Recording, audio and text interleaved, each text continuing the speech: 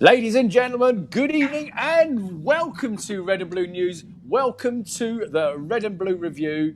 I'm your host this evening. My name is Nick Philpott.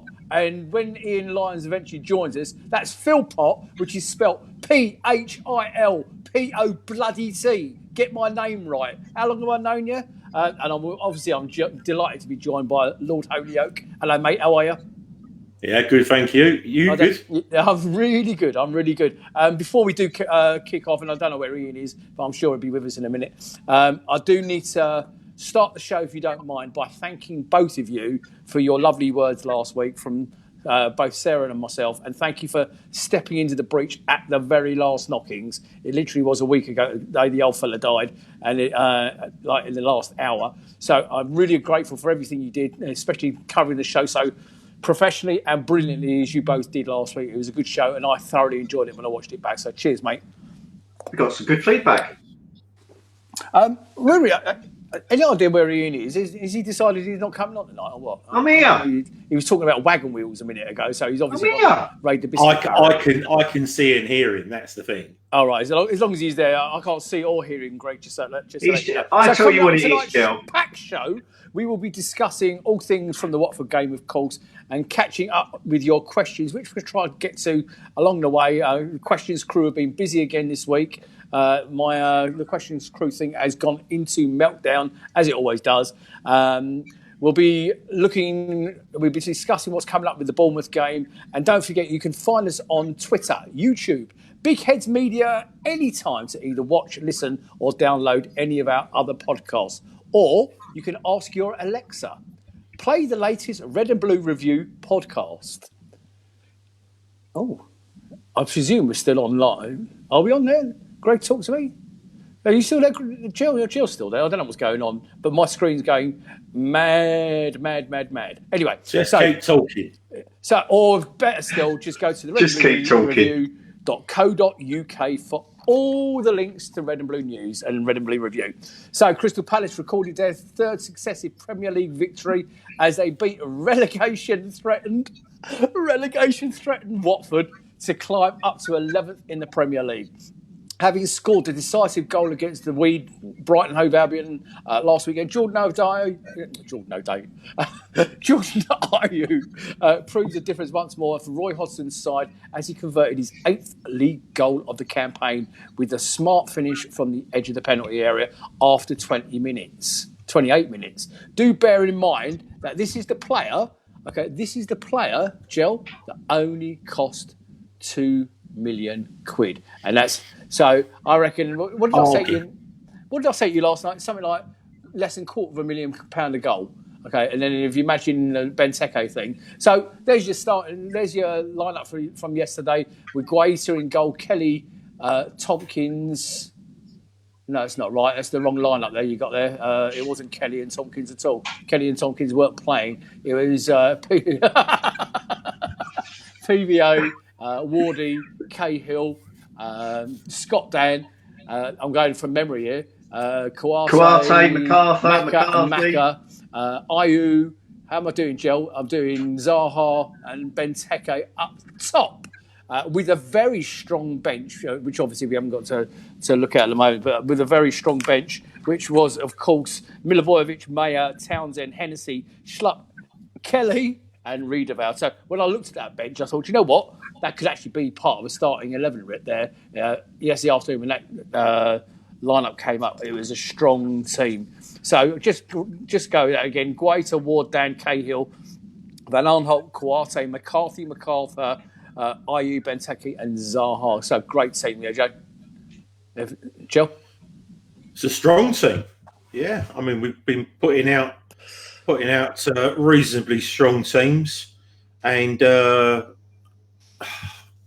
having strong benches. Although, I alluded to last week, having a strong bench doesn't mean anything because it looks like Townsend's probably never going to play for us again, and neither probably is Meyer. So it's a weakened bench, but listen, as long as we just keep winning 1-0 every week, I thought you were saying pre-show that it's boring. It is. Look, 1-0, 1-0, 1-0. Boring Palace. So we are now 1-0 instead of to the Arsenal. We're 1-0. Exactly. So what about the quality of the football? I didn't think the quality of the football was that bad yesterday. It was okay. Yeah, I mean, it was the usual sit back and let the team attack us, and Watford have the ability to attack us. But I thought what we did yesterday was we, when it came to Sarr, I thought we doubled and trebled up on him, cut him out of the game, much the same as what they did to Wilf. Although we didn't kick Sarr, which was a shame because I'd like to have seen our players start kicking back at their players.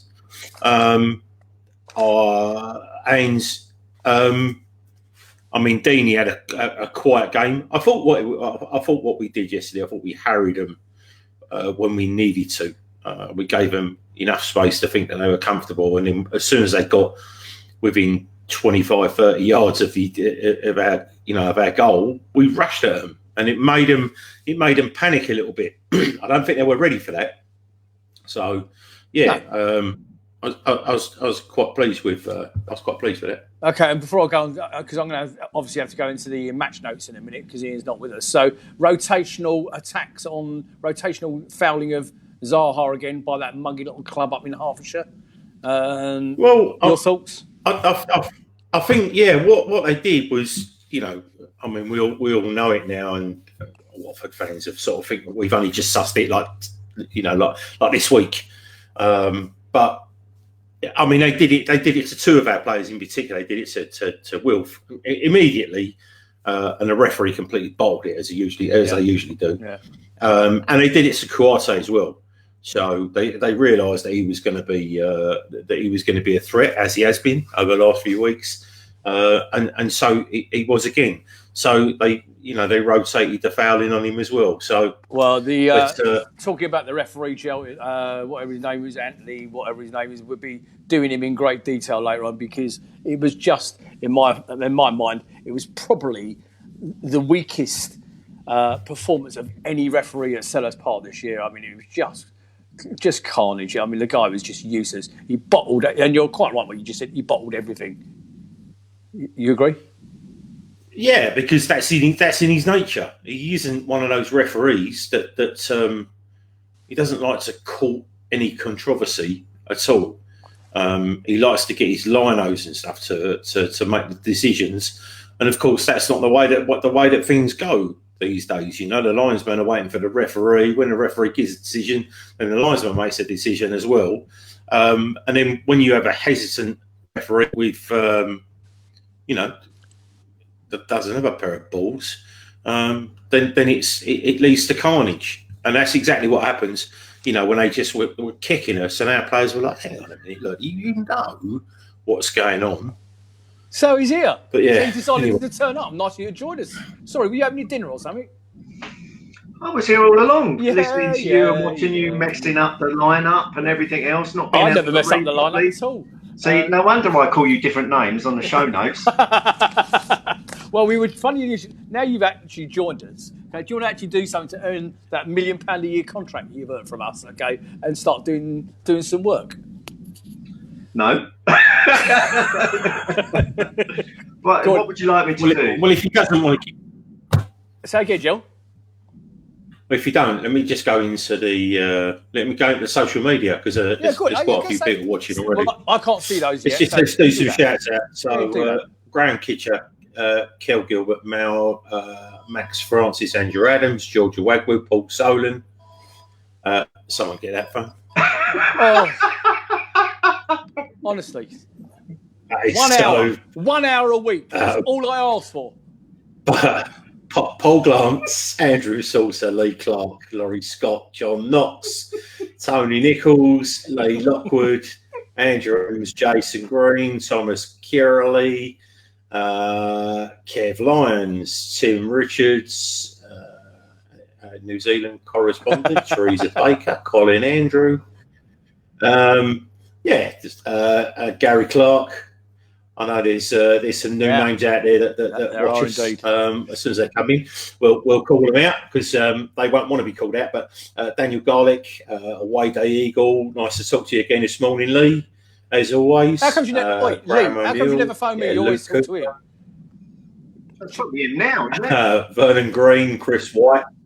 So yeah, it's there's a lot of people watching. Thank you. And what I'll do when I find it on Facebook, because now I'm having to do it through Be Live, trying to find all your comments. I can't find our show on Facebook. It's driving me mad on our page.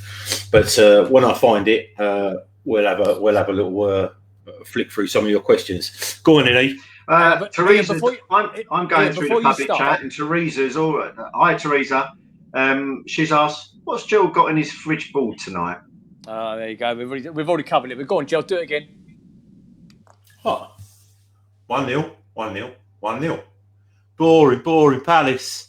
And the hashtags are NUFC, BHAFC, and Watford. Right, Ian. Right, yes. Thank you for each and every one of you that are watching this evening, wherever you are watching in the world. You are more than welcome. Ben's asking if we got technical problems, and I don't think we have, Ben. No, not for the last 2 weeks. We haven't. No. We're broadcasting fine, and look, we've even got the right lineup there on the screen as well. So I did say thank you to stepping in for us for the last couple of weeks, Ian, and I'm really grateful. I heard I was here. You actually decided to join us at that point. So do you want to do some of your review on the game itself? Sure. Yeah. Well, why not?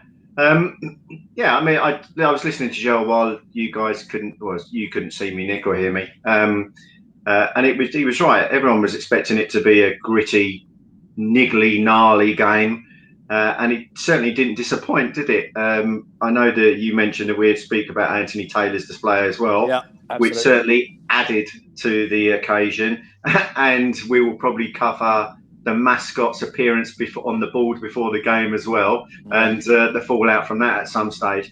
But yeah, the game started off again. Is one thing you can always rely with Roy is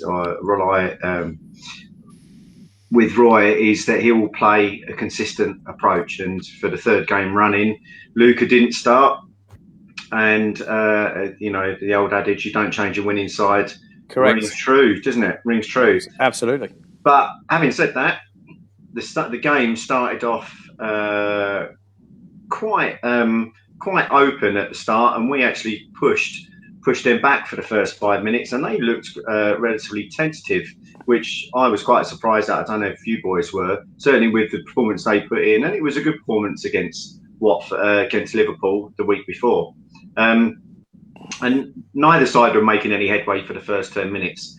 And even though that in order to stop us and break it down, Watford were committing foul after foul. And, even in the first 10 minutes, they had committed 4 fouls, which just... was the way that the game we were expecting it to go, and obviously it continued to go on.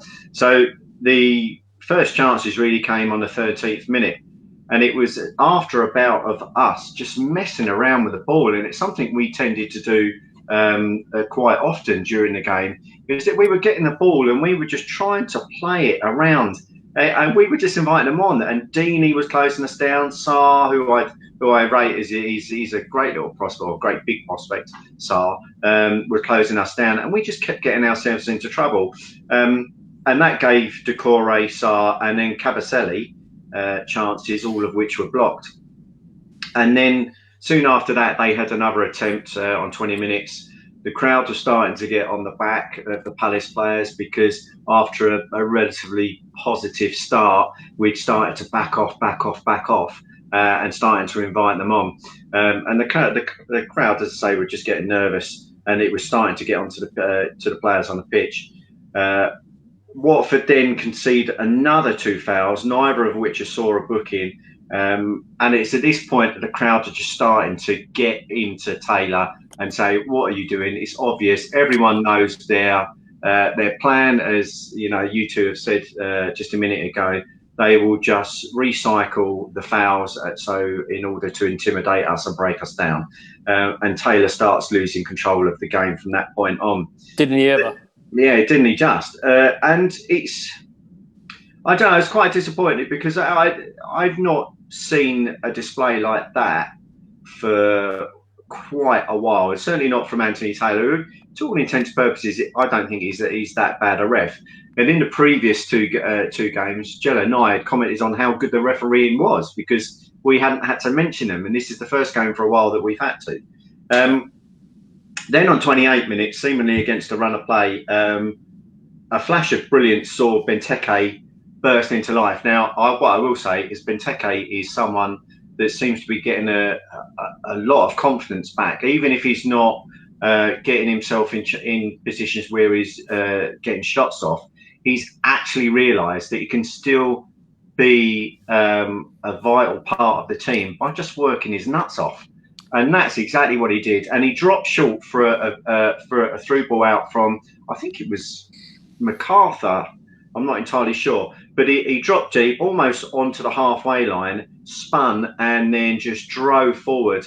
And I'm not entirely sure. It might have been Decore who he left, or who just realised that he'd got away from him, fell on the floor, clutching his hand and then peeking through his eyes just to see how play's then going to go on.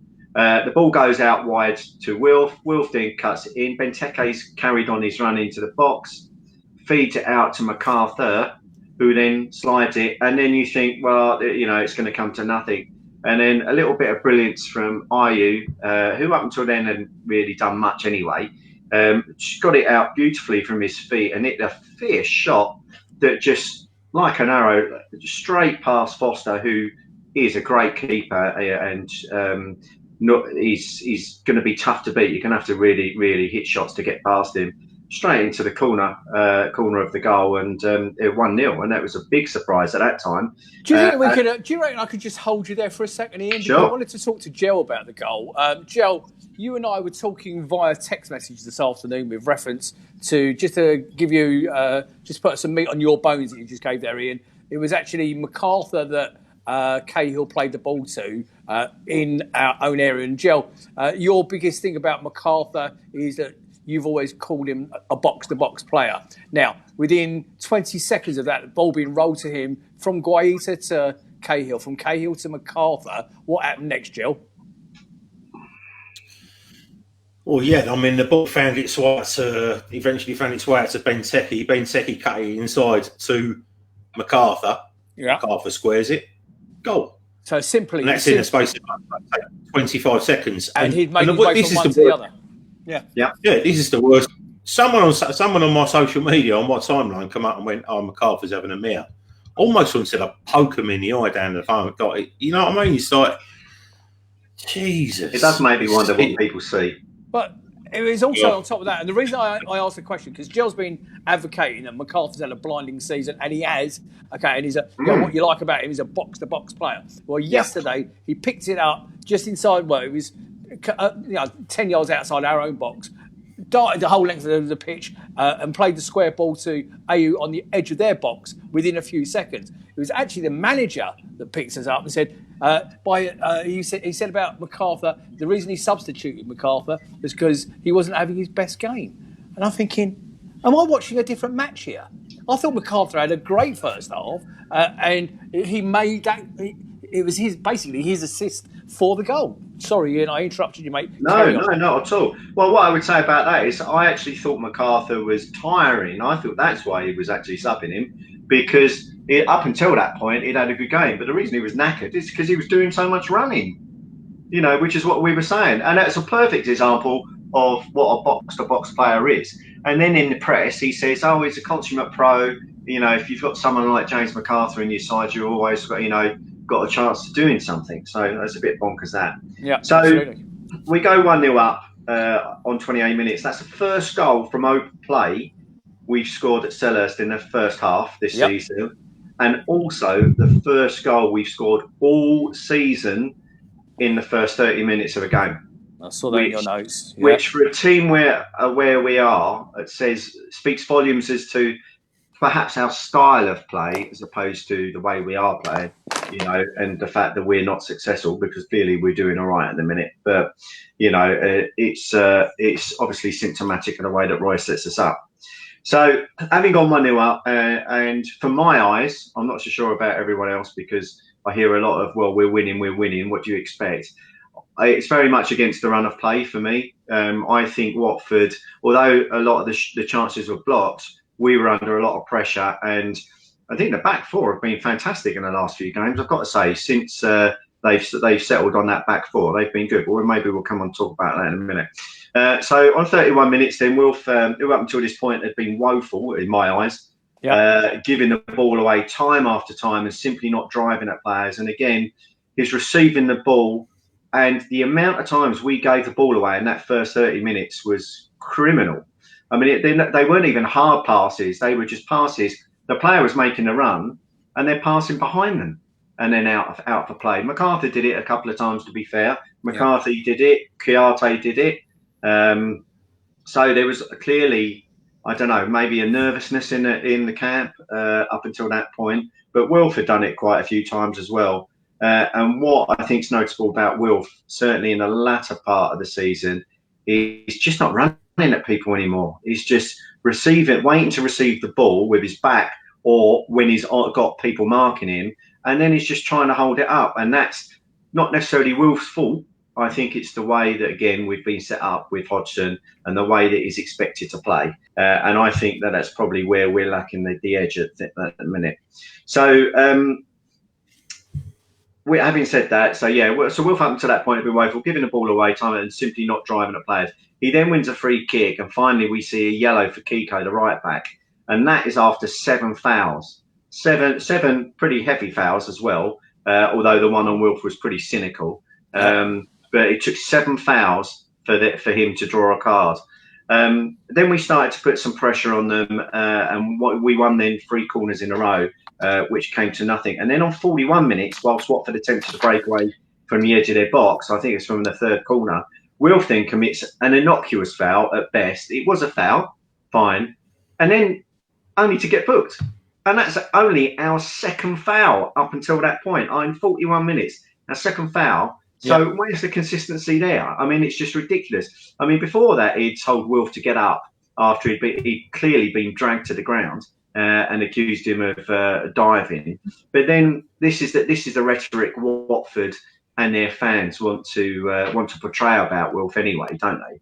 So at that point, the game peters out on 45, and they're at half time. And as I say, Watford had been a better side at that point in the half, and we were lucky to be going in a goal up for me. So the second half starts.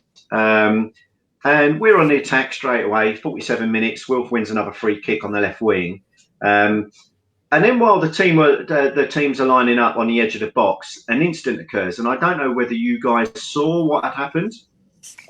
I saw bits of it. And it was like PPA holding his face, but I wasn't entirely sure. No, it wasn't. It was also Wilf as well. It was Decore. Was it Decore? Who's their scumbag? No, Capu. Allegedly put his face into Wilf, and Wilf's clutching his face like it'd been hit with a sledgehammer. Well, he hadn't. He put his face towards him. There was contact, okay, and that's when the furore went off, okay, because it was actually not that far in front of me. But there was so much movement going on, shuffling around on the 18-yard box. I wasn't actually too sure who was involved initially, but then I saw Wilf holding his face saying, he's just headbutting me. But it was something and nothing, if I'm honest with you. Well, whatever it was obviously enough to go to VAR for a red card decision to be made, and obviously nothing was given. Yeah. And then, as they were lining up again, Capu and Kouyaté then just start. And for some reason, they both get booked. I think Taylor handled that poorly. It's almost like having disruptive kids. You bang both their heads together because you don't know who's right, you don't know who's wrong. So you give them both a booking, don't you? Yeah, that's absolutely right. So I don't think there was much in it, if I'm brutally honest with you. So no, I completely agree. I just think at that point Taylor's starting to lose control, isn't he? Yeah. So on 56, Wilf gets the ball on the edge of the box again. This time he actually beats his man, weaves his way into the area, and where he would have been better off hitting it with his left because it opened up for his left, he then tried to get it on his right and hit a tame shot straight at Ben Foster. when he would have been easier to, you would have thought, for a professional footballer to swing with the foot that he's presented itself on. And then 3 minutes later, Wilf then picks the ball up, but loses it, and again allows Watford to break. And this time, he commits Benteke into making a cynical foul, which cynical foul, and then he receives a yellow. So now we're well ahead on the yellow count, 3-2. Yeah. Then on the hour, on 65 minutes, Deeney, who had a running battle with Cahill all game, and it was a fantastic battle. And what I would say before we go further is respect to Deeney in the way he dealt with the kids down by the tunnel after the warm-up and everything else. He was speaking to them, talking to them, handing his stuff over to them. He was as nice as nice could be. And I think that's all you want from a professional. You know, you leave it on the pitch, you take it off. I know Jel probably disagrees, but there you go. But I just wanted to say it because I was impressed by it, you know, and that's what kids remember, don't they? So anyway, so it's a great battle. And I think that's the type of game and the type of battle that Cahill loves. That, you know, it's what gets him up in the morning as a centre half.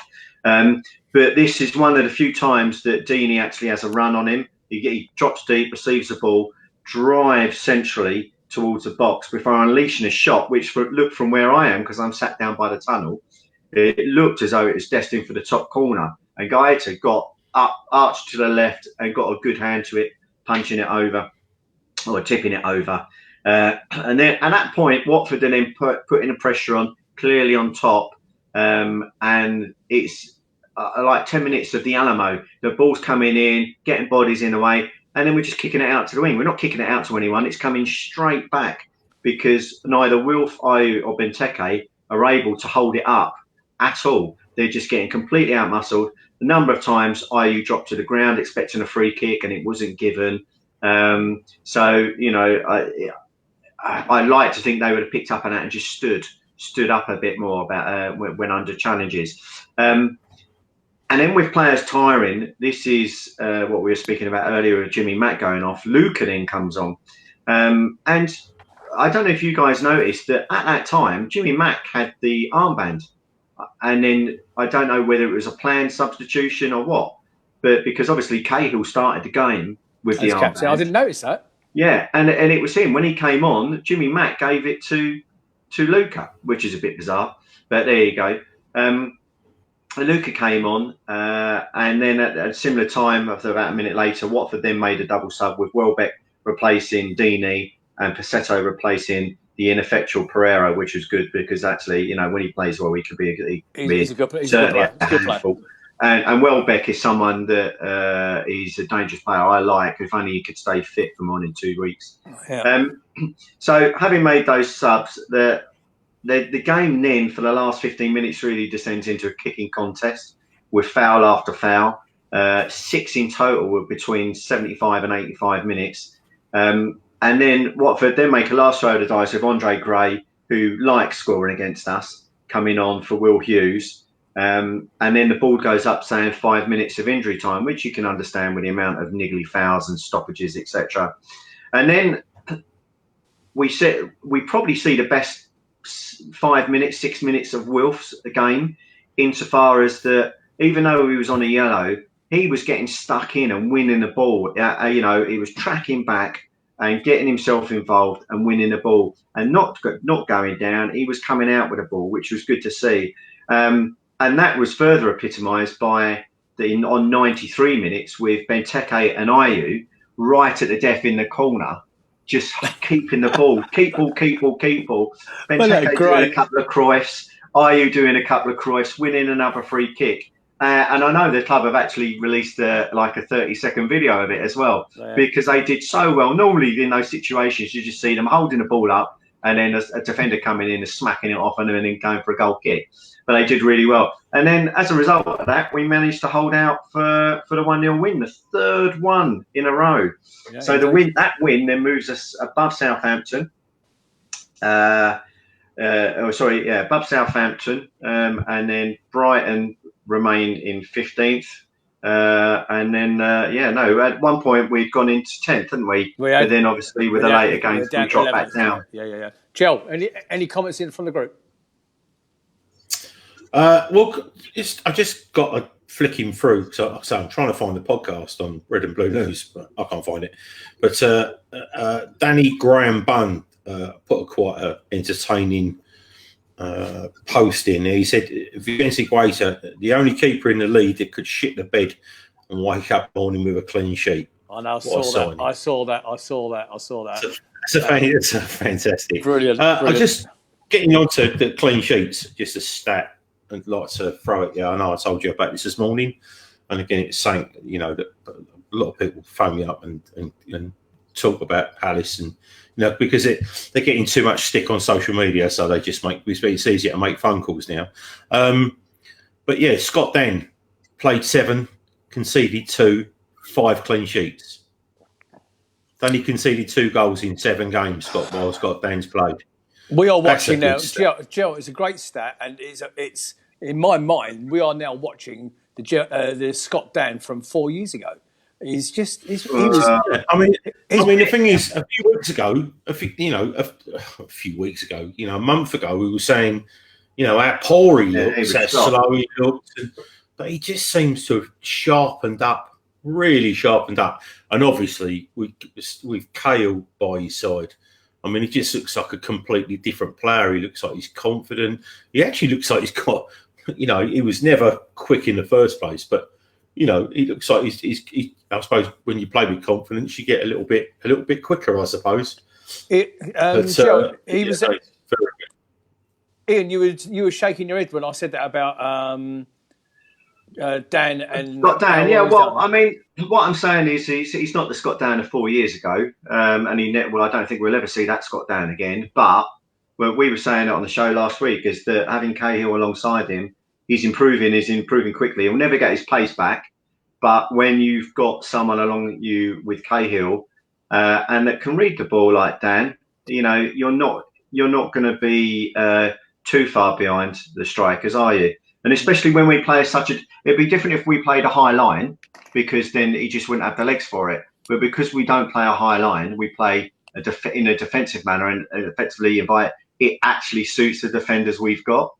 Jel? Go on, Jel. Yeah, no, I'm just going to bring a few people in. So I saw Kel Gilbert earlier, and she said that Christian is playing very well. And like I said, I don't like, as a player, I don't like him, but if he plays well for us, I won't shy away from lavishing praise on him. I thought he played all right last week, and he played very well yesterday. Everything that sort of apart from score, he's. But if he can carry on, being one of our most expensive players, but just providing semi-assists and assists, then and we win, then all will be good. Would we miss him if he wasn't there? I'll tell you what, can you hold the Benteke chat a minute? Joe, you haven't seen the running order, because we're going to come on to Benteke a little bit shortly. Ian, just finish off the game on your stats, mate, please. Okay, well, Joe quite rightly picked up on the clean sheets. So that was our 3rd consecutive Premier League game without conceding for the first time since March 17. The 3rd game of that run was also a 1-0 home win against Watford. Watford have failed to score in a league-high 13 different Premier League games this season.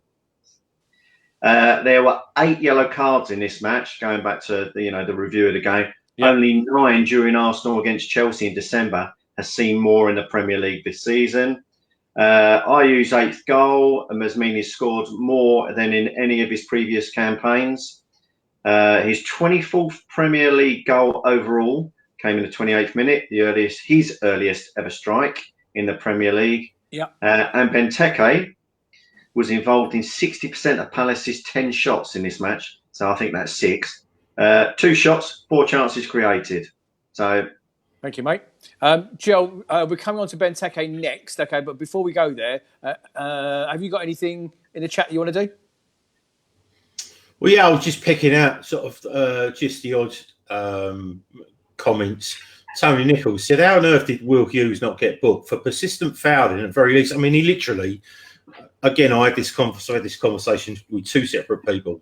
Like, quite literally, the guy goes around, he kicks everyone, and if you just go near him, and he throws himself on the floor and squeals. He always does that. seriously, he is so. I know you don't want to see someone get hurt, but every now and then you like to see someone literally just hurt him, so that you can differentiate between the girly squeal to get the free kick, give himself a little fake rub. Yeah, I'm all better now. Get up, and then smile as he walks off. So literally having to get someone to come on and give him his leg a bit of a stroke, and to make sure that he gets a bit better and he can carry on. But yeah, no, Tony, you're completely right there. Nigel Crouch said, yeah, the last minute, you've already discussed this, the last minute by the corner flag was class. Kev Lyons said, this is turning into the Ian show. So shut up, Ian. Laurie Scott. No, I added that at the end. He said this is turning into the Ian show, and I added that. So he didn't say that, your brother, by the way. Andy Stacey said, any more competitions coming up for the Red and Blue Review mugs? Don't be greedy, Andy, all right? But I think there could be, but I'll let Phil Pott tell you about that. Again, Kel Gilbert said Dan and Kale great together. Tim Richards said experience can make up for a loss of pace, and that's exactly right. Yeah. And Wade Eagle said Sacco needs to be sold this summer to ease our wage bill.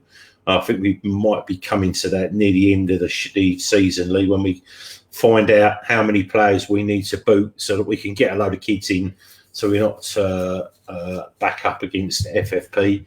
That's a shame. Rob Donovan said whatever it was, something about Benteke. But he said Benteke is the new Heskey. Yeah, new Heskey, yeah. But on that subject, anyway, so just go on. Hang on, just very quickly. So yesterday, I've said for ages, and again in our private chat, I said Parish said he wanted Europe, and we were arguing behind the scenes, and Ian said we're always going to be in Europe. Anyway, that was a Brexit. Anyway, so then PVA comes out on Twitter yesterday, and he goes, "Anyone for Europe?" And I'm like, "Oh." I almost wanted to double face palm him.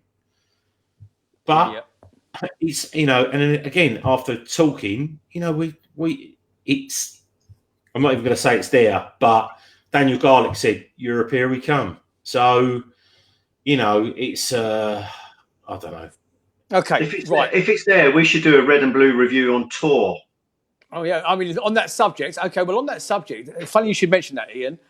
Grant Saunders, and Grant, well done for your first full appearance on Red and Blue Review last week. Thank you for stepping in also at the last minute. Very grateful. I thought you did really well. He's actually already offered to do Facebook Lives from Australia, because he's now booked and paid for his pre-season tour to Australia. So good man. Watch this as it develops. Right, okay.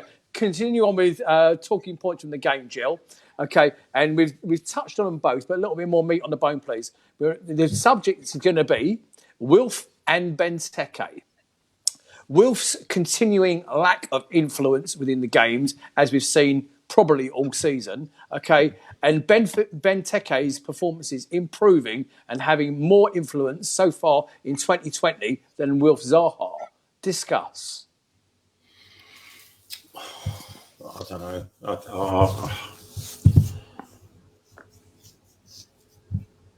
I'll tell you what I would like to see. I'll tell you what I'd like to see. If Benteke is just going to be a hold-up player and play wide to supply Ayew through the centre, then I'd like to see Wilf up front. Because he's not going to get marked by two players. If he's standing, he will not get marked by two players if he's playing up front and standing on the toes of a centre-back. I'm telling you now. And he'd be too quick for most centre-backs. So that would be, But I mean, it's a Hodgson thing, isn't it? I mean, everyone plays out wide sometimes, most of the time. At times. Ian, what do we do about the conundrum of Zaha, and what is his market value now? Well, I don't think it's anything like we think it is. He's not. If I was on the outside looking inside, I'd be thinking 80 million. You're having a laugh. No chance. So we accept somewhere in a region of 40, which I can see someone paying for him at the minute. and I honestly don't think we deserve to be getting any more than that. He's worth more than that to us as a club, but he's not worth more than that to anyone else. That would be certainly not when you've got the likes of Jadon Sancho and all these kids coming through. But Paul Holden just put on the chat in here, saying that if we were to approach the E word and get in, then would he go in the first place? But I don't know. I don't know whether he's at the point where he's actually a hindrance now or becoming a hindrance. He's ineffectual in the game. If Hodgson's going to be here for another 18 months, I think he will just carry on dragging Wilf's creativity down. You can see what he's done with Townsend. I'd love to know what the issue is with Townsend, because Townsend's clearly fit, but he's not even getting 10 minutes at the minute when we could clearly do with him. Benteke, let's hope that Benteke is hitting a little bit of form that will actually see us get about 10 million for him. But ideally, would we miss either of them if they went? No, probably not. Only insofar as that they occupy other people unnecessarily. But I think teams are quickly finding out that Wilf's you don't need to double up on Wilf anymore. Right, Jel, I'm coming to you now. I'm going to cover something now, Jel, if you don't mind, that's not in the notes. Not that you've seen them, but I want to, this week it's been announced that Roy Hodgson has signed an extension to his current deal. Is that just a safety net? Do you think he'll see out that contract? Is that a good move for the club or a backward step for the club, Jel? Go. Oh, should we be discussing this after our third win in a row? All right, well, just touch on yes. it. Yeah, why not? It's absolutely yes. Why shouldn't we? Yeah, I don't know.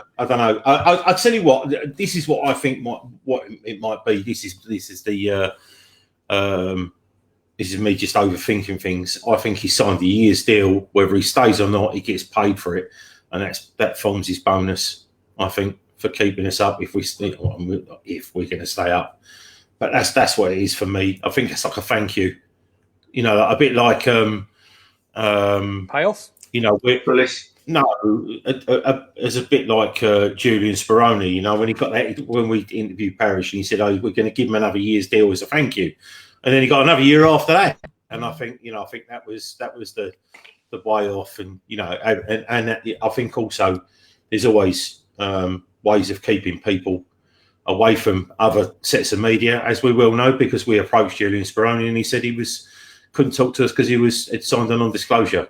So, but anyway, it's I don't know. I mean, if we stay up again, can you go for another season playing football like that? I'm not too sure. It will test the patience of the most ardent fan, especially if you go every week. If you go home and away every week, and you're not a real fan. I didn't think we were on our group. I bit of a dig at someone, by the way. I was going to say, I didn't think we were real fans. Well, you go home and away at the moment. I don't know what you're talking about. Anyway, I just think that maybe there should be someone else be brought in, like a number two. It was alluded to last week, a number two, and like Nigel Croucher said, get him to mentor the next manager for 6 months. But yeah, I'm not sure. I'm not sure how that'll work out. Someone's just got to sit on their hands and just watch him, because that's what it was the Millwall leg that we had. That when things were going really good, and then it went all tits up for us when he left. Armstrong. Oh, God, no. Somebody in the chat let us know. Ian, I'm going to ask you a question. Stephen Reid. Yes, Stephen Reid. Yes. Yeah. So what about the? Do you want to add anything to that, Ian, before I ask you the next one? Yes, I do. We discussed this towards the end of the last show, didn't we, Jel? About succession planning. And to me, it smacks of still not having a plan. So we're desperate to keep hold of someone.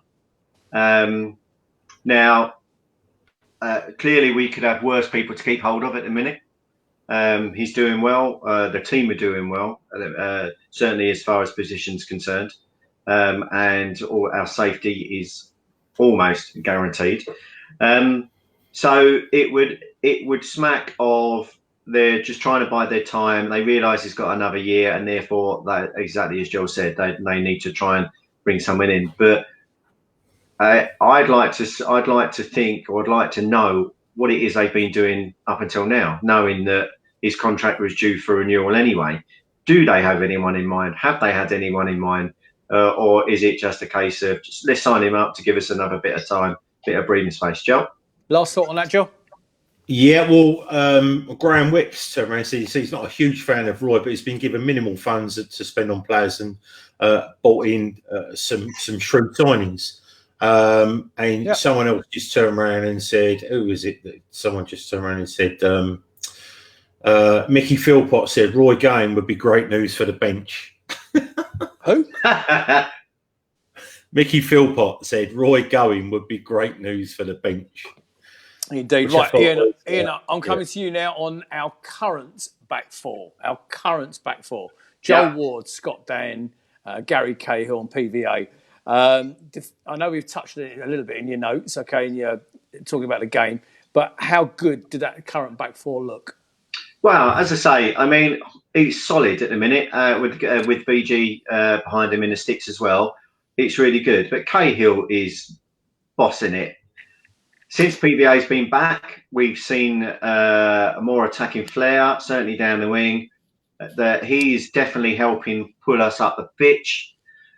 Dan, as we've alluded to, isn't necessarily back to his old self, but he's solid and he knows how to get a tackle in and he knows how to win headers. And he's another threat at corners. And Ward's just been consistent, isn't he? It's not often he's been caught out of place. He's not going forward as much. I mean, I think the foray he made in about the 75th minute towards the Homesdale was the first time he got over the halfway line in the game.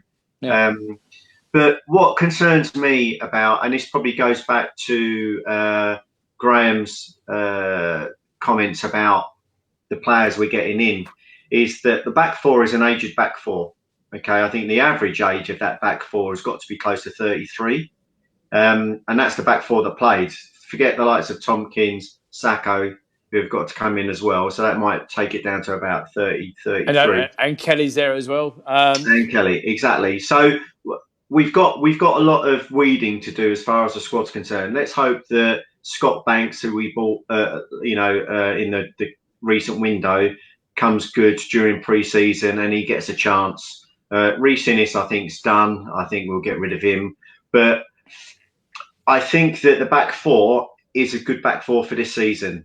Whether it's a good back four for next season, I'm not entirely convinced. Right, okay. Now, I'm actually going to move it along to, this is homework time for everybody out in Facebook land. Ladies and gentlemen in Facebook land, pin your ears back. I'm about to throw you under the bus. If you had to pick your player of the year now, I'm sure it would be narrowed down to three players, and I'll give you the three players, unless you can come up with another option. Vicente Guaita, Gary Cahill or Jordan Ayew. Who would your player of the year be if you had to choose it today? Answers in the chat, please, and we'll come to it. There is a reason why I'm doing it. Jel, I would like your thoughts, please. If you had to choose your player of the season now, who would it be? Ayew, all day long, all day. Okay. Any meat on that? No, if it's anyone else, then they're wrong. No, why are they wrong? Because I'd go for Cahill. I know. I understand the view with it, and it's a lazy choice for my 16 points. 15, but yeah, I know that's what I was getting onto. It's a lazy stat. It's easy to say that, but you only win games if you keep goals out, and the amount of clean sheets we've got. Win 2-1. Yeah, but at the end of the day, if you don't concede as many as you score, ultimately, you could get away with games where you don't score and still draw, couldn't you? I mean, technically, you're right. I think you're on to something. You are technically. You're definitely on. For me, it's very much the team is built around a defensive unit. So I don't think Ayew's. I think Ayew's been fantastic. I mean, I'll have to hold my hands up. But this time last year, I was crying that we'd actually wasted 3 million on him. But he's more than earned that, and he's more than earned any sort of criticism from me moving forward. And I'm not saying that, but what I'm saying is it's not a done deal, Ayew, just because of that stat. There's a lot more that goes into our performances that allows us to win by the odd goal than someone just scoring. Jel? Well, I was trying to get him to stop talking, but anyway, because I'm losing him. I'm losing all this chat. But Max Francis said Guaita. Wade Eagle said, Ayew. Let me just go through it. Instead of reading the names. Guaita, Ayew, Ayew, Kuate, Jimmy Mack, Guaita, Kuate, Cahill, Ayew, Guaita just. Someone said Benteke, but they're taking the piss. Ayew, Guaita, Somebody saying Max Meyer in a minute. You know what? I'll tell you what. Cavarassa, somebody just said. Guaita is absolutely romping this. I think we need to get a poll done up on the side. Yeah, okay. I mean, I'm not. Don't get me wrong, people. I'm not saying that Gel's wrong by choosing Ayew. I'm just saying it's not a done deal. It's not as simple as that. And as people have, I think Kiarte's had a storming season. My player, man of the match by a country mile yesterday. You know, and I just think there have been a number of really solid performers in our small squad this year. Jimmy Mack, Daniel Faithful just said Jimmy Mack, and you, mate, you're bailing out something Jel and I already touched on. He's been a rock for us in there. Okay, let's move it on. Okay, discussion on the performance, please, of referee Anthony Taylor. Andrew Adams in questions chat. Andrew Adams in the questions chat said, should the referee panel be reviewing his performance and why? Ian? Lack of consistency. I just think he let so much go and then booked our players for seemingly innocuous stuff. It was just appalling. It really, really was appalling. And I was so disappointed because, as I say, we'd had a run of 2 good games with refs. Jel? The agenda against Wilf is real. It was so obvious yesterday. By officials. That was scandalous yesterday. I'm telling you now. It's you know when someone's like you have a player and a manager can just go, do you know what, he's so crap today. Come on off, and I'll just replace him. There is an assessor. You know that. I sit out. When I go with your brother, sit in the director's area. Generally, I sit next to the assessor. I have a little look over, see what they're writing, this, that, and the other. And I think they should have a spare. Well, they've got a spare referee. I honestly think if the referee's having a crap game, he's going to sub him. I'm sorry, pal. Yeah, like that. Hold up the board. Gazer in a black. Off you go. It will be interesting, won't it? It will, because he was fourth official for the Man Derby, wasn't he, today?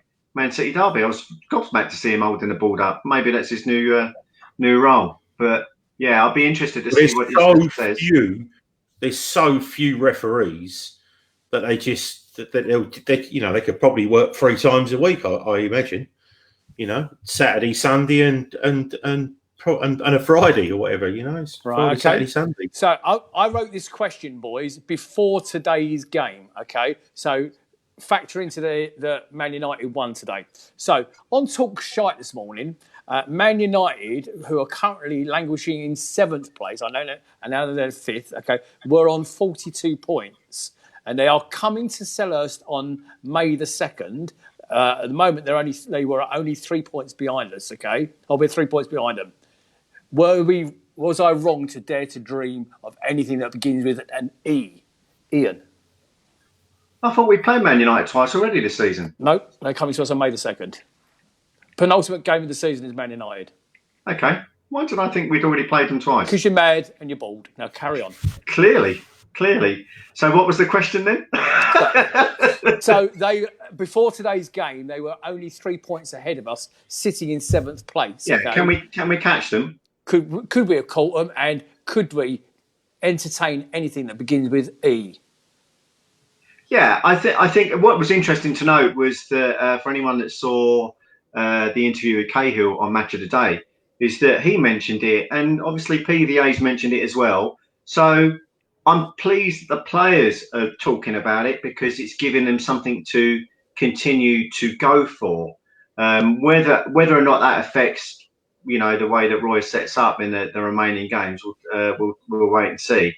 But yeah, no, I don't see why not. And we tend to put our better performances in against the bigger teams anyway. So and that's why I've been really, really pleased. 4 weeks ago on this show, we were talking about how many points we were going to get. I think you said 7. I think Jel said, I think you said 4. I said 6. Jel said 7.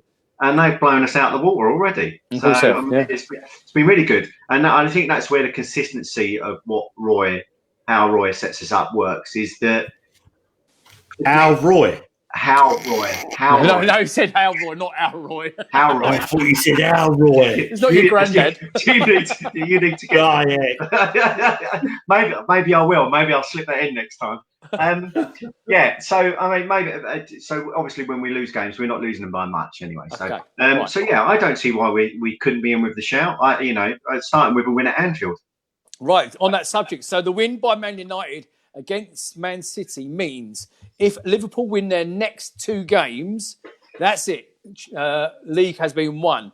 Guess who the second game out of those 2 is against? Obviously us, Jel. Can we go up to Anfield and ruin their party?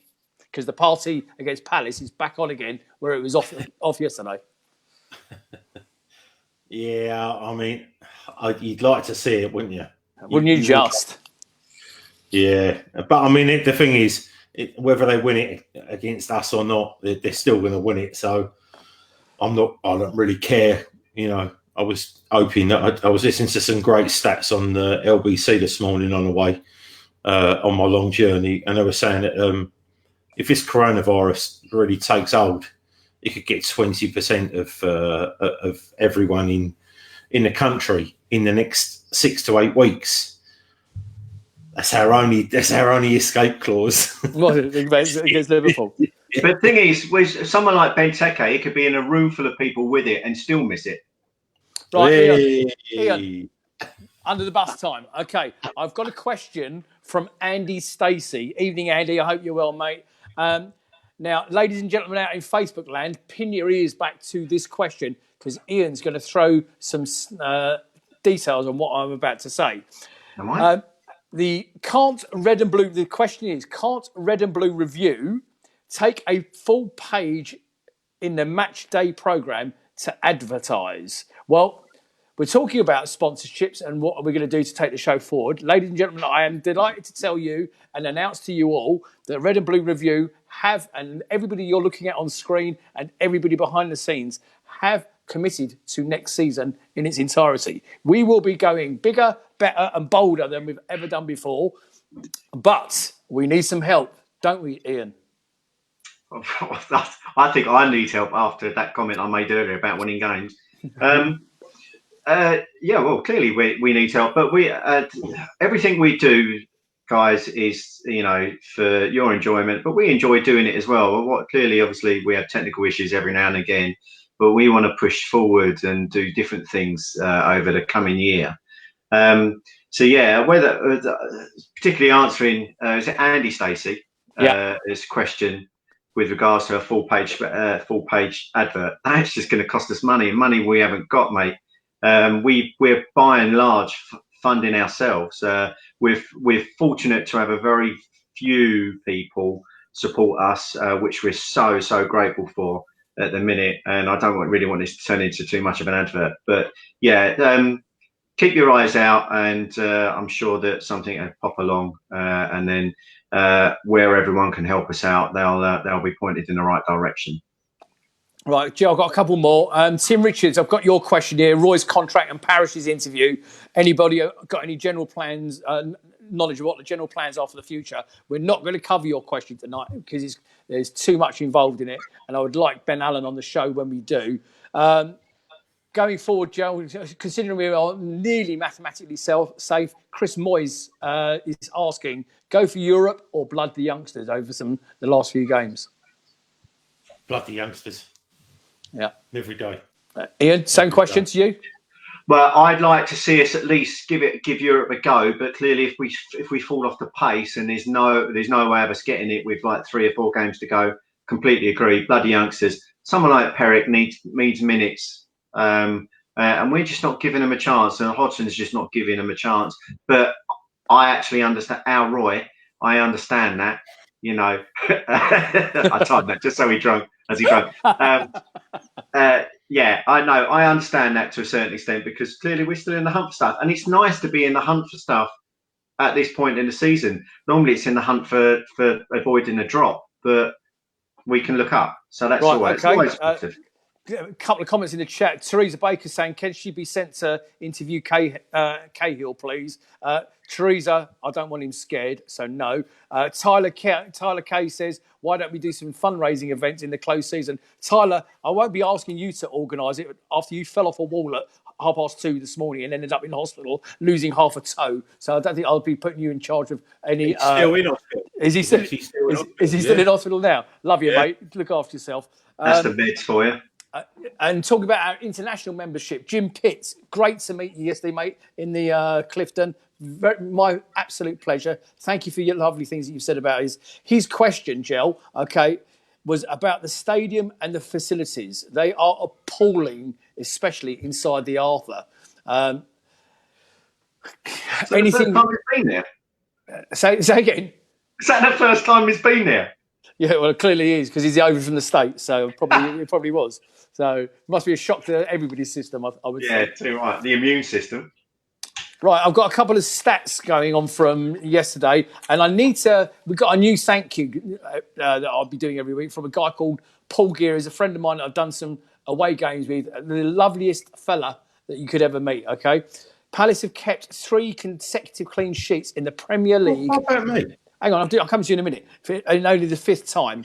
Palace have only ever kept 4 clean sheets in a row in their entire top flight history. And that was back in 70-71.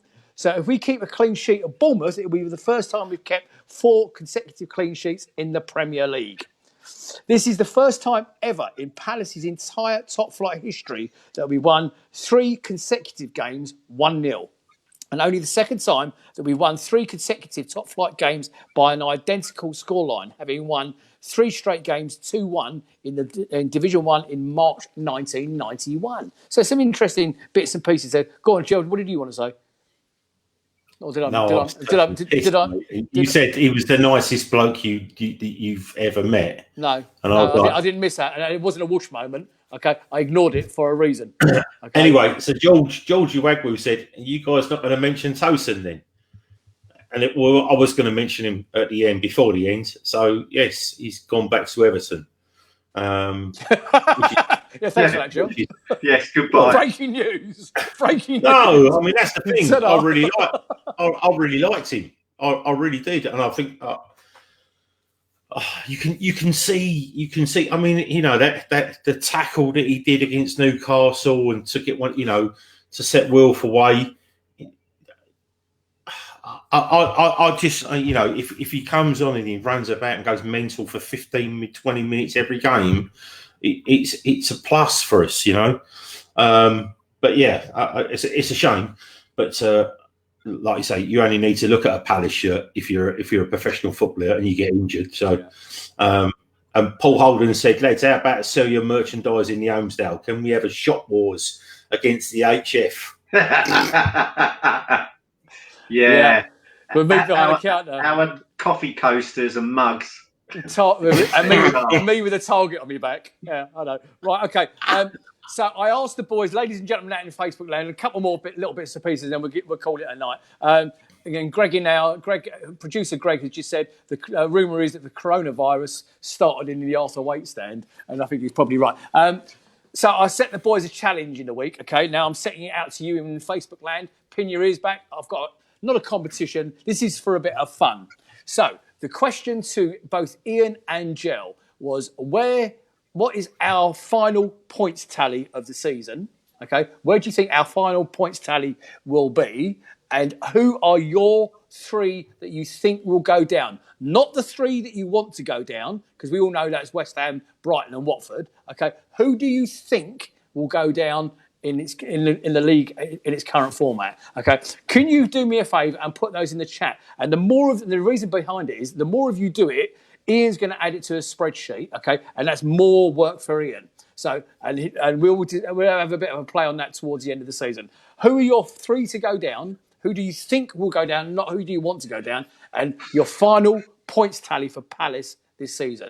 Over to you in Chatland, and I'll pick them all up. See, Graham Kitcher, Kevin Lyons, all you've done is given us points tally. I don't want that. I want 2 questions answered. Points listen, tally. people, listen. Yeah, pay attention, especially you bloody Lions. See you on Thursday for the curry, by the way. I presume that's still on, boys. Okay. See you next Thursday. Yeah, see you next Thursday. Okay, so coming up, we've got Bournemouth next Saturday, the 14th of March at a 3 o'clock kickoff. Score predictions, please. Jel, go. Away. 1-1. Okay, the point. It says the Jel Meister. Ian? I think we'll lose 1-0. Do you? They are scrapping for their lives at the moment, aren't they? Let's be absolutely honest with you.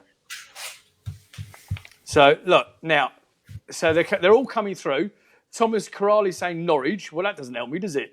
Okay, Andrew Adams has said Norwich, Bournemouth and Brighton. And no. The bottom 3 teams and Palace's final points tally. Not one person has got it done. There you go. Neil Chatterjee, the first. This is the trouble I have with the competitions, Nick. 49 points and Norwich, Villa and Brighton. That's the format we need. 49 points, Norwich, Villa and Brighton. Okay, so what do you think, people? Rob Donovan's just done the same. Norwich, Bournemouth and Villa, 49 points. Trees are saying 2-1 to Palace next week. Graham O'Neill, you've got it wrong as well, 54 points. Okay, Lee Lock was saying 2-1 Palace. John Knox, you've got it wrong as well. Norwich, Brighton and Watford. What about your points tally? Come on, guys, it ain't difficult, is it? There you go. Well, we'll wrap it up there. Now, thank you for the bit of fun. We're having a look. We're just doing that one for a bit of fun. But we are actively looking at ways to fund what we do. So if anybody has any thoughts on sponsorship for next season, because we have, and it's something we're going to be talking about as we go through to the end of the season, please get in touch. I must thank, as always, for the people that are already financially backing us and looking after us in their own little way. John Lyons, Graham Kitcher, Kevin Lyons, Tom Clark Samuel, for all the images. Most of the images you see on screen this evening, folks, have been from Tom Clark Samuel. Does a great job for us week in, week out. Absolutely for the love of Red and Blue Review. So thank you. Paul Gear for your stats as well. It's your support that helps us get this show out on a weekly basis.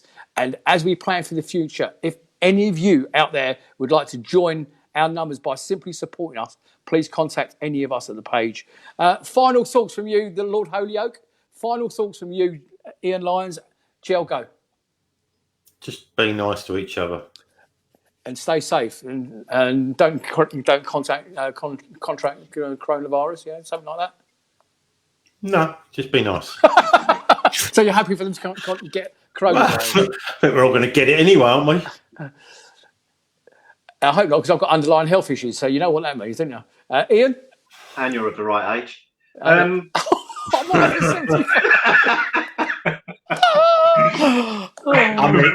and you know that me and Ian can cope on a Sunday night. So well, this is it. No technical issues in the last few weeks. Anyway, I apologise, Jel.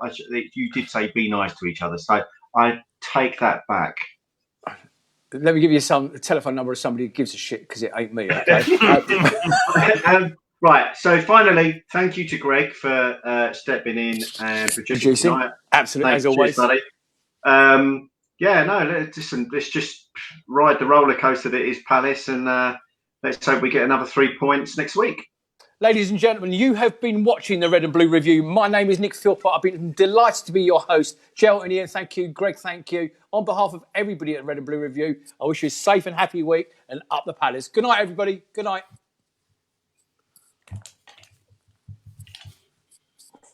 And we're out.